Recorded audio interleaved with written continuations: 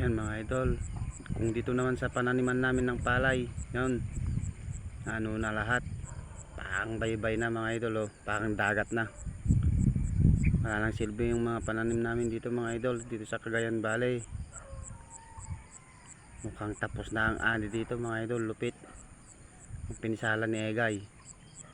Tignan nyo yun, mga palayan yan. Akala nyo dagat yan, palayan yan mga idol.